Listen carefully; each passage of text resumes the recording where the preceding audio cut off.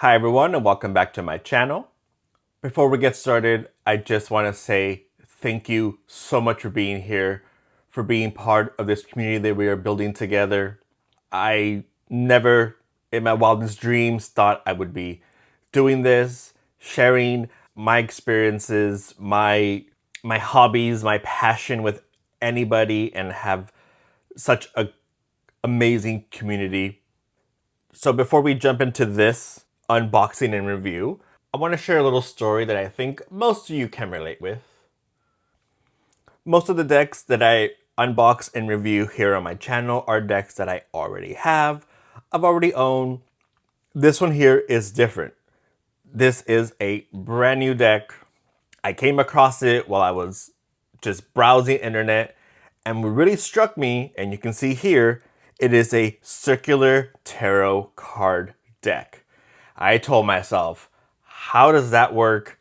I need to get this deck. So here it is.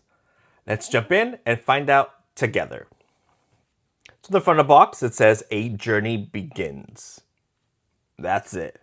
This is the circular tarot card deck, 78 cards and a guidebook.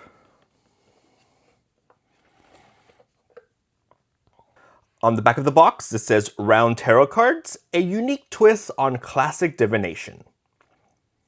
Break away from tradition with this beautifully crafted circular tarot deck. Designed to represent the cyclical nature of life, these round cards offer a fresh and intuitive way to explore spiritual insight. Perfect for beginner and experienced readers alike, the shape allows for dynamic interpretations, especially in how cards are positioned and rotated, adding an extra layer of depth to every reading. Whether you're doing a solo spread or reading for others, this deck invites you to think outside the box. Literally. The round design symbolizes wholeness, unity, and continuous growth, aligning perfectly with the spiritual journey at the heart of tarot. So let's open the box and see what's inside. So inside we have the guidebook and the cards themselves. Before we jump into the cards, let's look at the guidebook. So inside does go over every card. It is pretty simple, I would say. It gives you some upright keywords, reverse keywords, a description, and then it has upright meaning, relationship, career, and a reverse meaning. It does this for every card, even into the minors. There are no tarot spreads, just card meanings. Simple, easy, maybe it lacks a little bit, maybe looking for a little bit more. So that was the guidebook. Now let's take a look at the cards. So of course we start off with the Fool. And as you can see, based on the imagery itself, this is your classic RWS drawings. They are not unique, they are not different. It is just the shape of the cards that is different. So if you're familiar with the RWS, or if you have an RWS deck, these images are going to be the same. They are not going to change. Here we have the Magician, High Priestess, the Empress, the Emperor. As you can see, again, typical drawing, typical symbolism. The only thing I would say, because it is circle, it's a cutout. It's a cutout of the card. So it makes you focus on the main character or the main meaning of the card. The Lovers, the Chariot, Strength. So you're cutting out the fluff, you're cutting out the extra, and you're focusing on the main subject. The Hermit, the Wheel of Fortune, Justice, the Hanged Man. So I am putting these cards upright just to make it easier for the video, for you guys to see the symbolism in the card. But again, these cards are circular. There is no right way up, right way down. They are gonna come out how they want to. Death. Here we have Temperance, who came out sideways. Very interesting. The Devil came out in this angle. I think to me, it's a great tool something like this opens up your possibilities like never before. The Tower, the Star. Typically when we look at tarot decks, there's an upright meaning and a reverse meaning. Here, you're gonna have to use your intuition. What does it mean when the card is at an angle, 45 degrees? Or what does it mean when a card comes out at a different angle? The Sun, Judgment. How do you link the cards together when you're doing a spread? What does it all mean? It really opens up the possibilities for different kinds of spreads, how the cards relate to each other. Some cards are pointing sometimes. The figures in them have a sword, a card. Here we have the wands. The wands are very pointy, stick things that point at other things, right? The Two of Wands. What does it mean when this card's looking somewhere else? Again, the possibilities I think for this deck are phenomenal, and I am getting really excited right now at the possibilities that I'm just thinking of right now.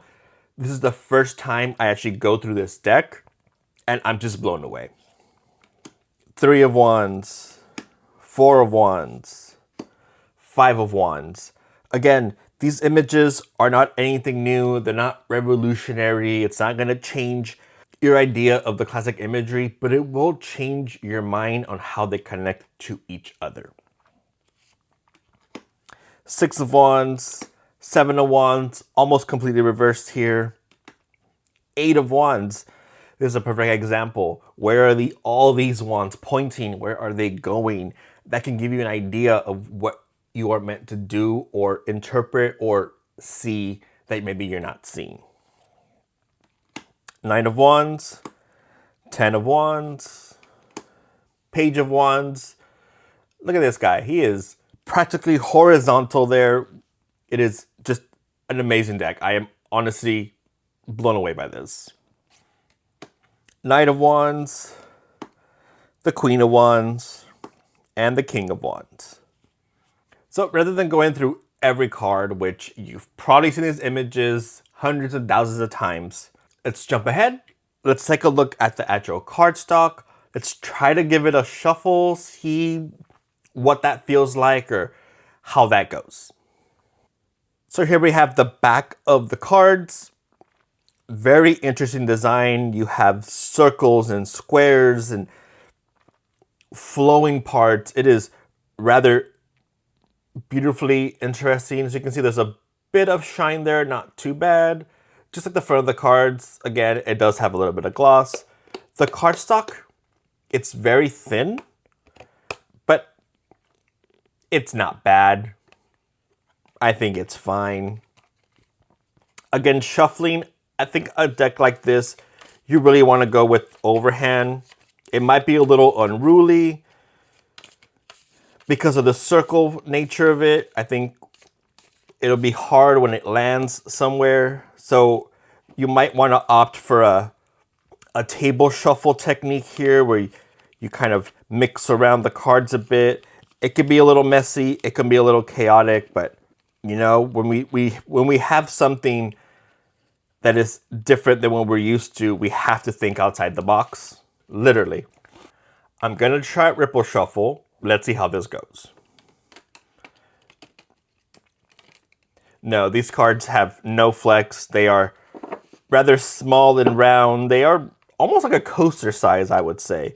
They don't have a lot of flex when they're together.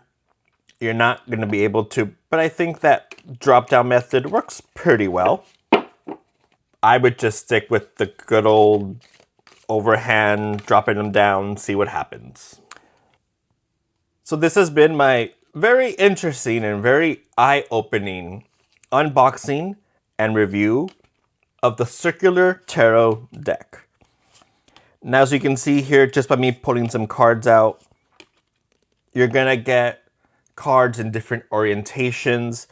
I don't think you will ever get a card that will land in the same position.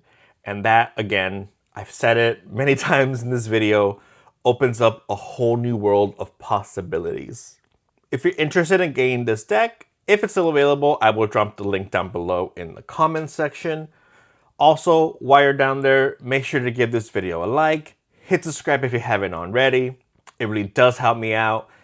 Share this video, friends, family, your neighbor. Every little bit helps.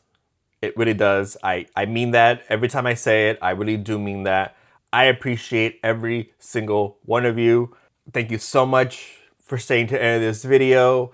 I know it was weird. I know it was different. I know it wasn't your typical unboxing review, but this is not a typical tarot deck. It needed something different. It needed a review that does it justice, and I hope I did that.